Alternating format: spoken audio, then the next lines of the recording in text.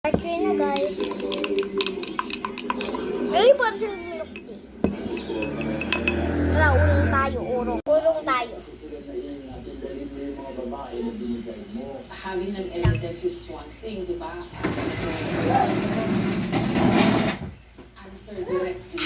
Kumukuha ka ba ng mga babae? Nag-good time ka? No, I love my wife and my children. So, I cannot do that. So, illegal from the very start. Tingin namin yun yung media forum, yun ay press conference nila. Bakit illegal? Number one, the acting senator, Gatchalian, nagbigay instruction ng work from home ang mga empleyado. So, hindi pumasok ang mga tiga Blue Ribbon. So, yung ginawa nila kahapon, wala pong bas-bas yun, walang mga stenographer, walang mga recorder. Definitely, hindi po mag-recorder yun sa halika ng court. Hindi mga pinasasabi ng tao. Pero, kung gusto nilang may record, wala gusto na sabihin niya.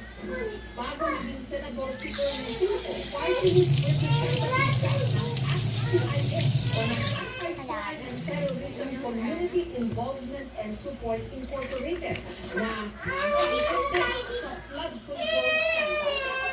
Ang dalawa sa mga nanalong nominee nito, ang magkapatid na Eric at Ed Vicchia, pinaratangan din ng mga anomalya. Naging party list ka. Yung ACT-CIS, di ba? You were the fourth nominee, pero nag-design yung pangatlo, kaya nakapasok ka, tama ba? Pero ang data na nakita namin was for 2025, ACT-CIS got a billion, although hindi ko lang na-cover ang term nyo. I was out of ACT-CIS in 2025. Kaya kung nakita nga ng kalalaki mga pondo, I was a third nominee, may first nominee kami, second nominee. Pero ako wala, kahit na siguro mag-investiga sila sa DPWH or sa House mismo.